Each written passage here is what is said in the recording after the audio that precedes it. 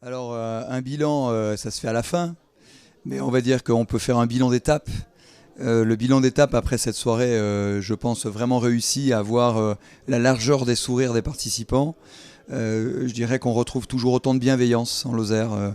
C'est assez unique. On a des photos tout à l'heure et ces images vont rester gravées longtemps dans mon esprit. Autant de coachs auprès de 12 équipes et 12 porteurs de projets. Je trouve cela absolument remarquable. On n'arrive pas à la cheville de ça dans nos grandes villes, et pourtant j'y habite, ou alors juste à côté. Ça montre une fois de plus que la campagne est un endroit idéal pour développer des entreprises, parce qu'on se connaît, parce qu'on est plus proche, et parce qu'on aime donner.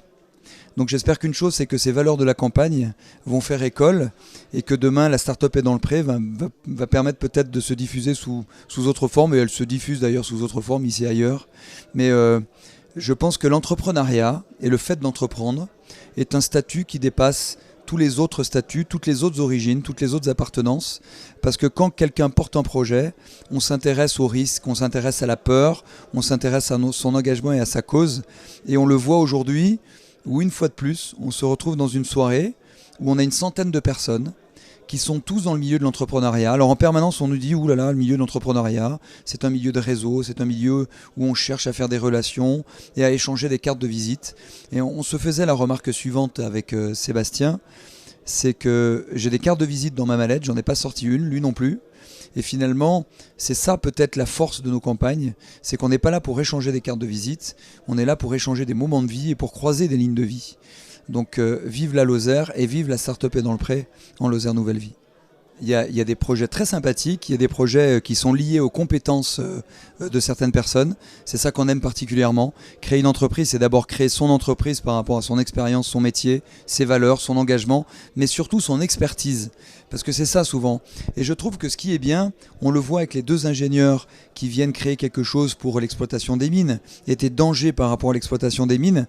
Ces deux personnes qui arrivent avec une grande technicité, une grande connaissance et une grande expertise de leur métier, et qui ont bénéficié de l'apport d'un candidat volontaire qui était porteur de projet, qui s'est greffé à leur projet et qui leur apporte tout le côté business développement et marketing. Donc on se retrouve avec deux techniciens qui ont tout pour développer leur entreprise et qui vont le faire. Ça me semble vraiment tout à fait logique. Mais par contre, le fait d'avoir rencontré un business développeur, aujourd'hui, leur ouvre l'esprit et tout de suite, ils ont pensé à l'innovation et ils ont pensé à la diffusion, ce qui est, je pense, la preuve d'un projet abouti, ou en tout cas, qui augmente les chances de réussir son entreprise.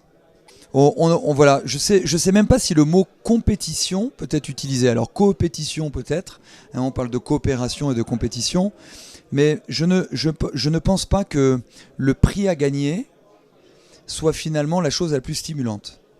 Je pense que finalement c'est est-ce qu'on va être capable de développer ce projet avec les bonnes idées, avec la bonne différenciation, avec le bon modèle économique. Et puis c'est vrai qu'à la fin, on a quelque chose à gagner, mais je pense que si on demande à tous les candidats, je ne sais même pas s'ils savent le montant ou le chiffre qui est à gagner.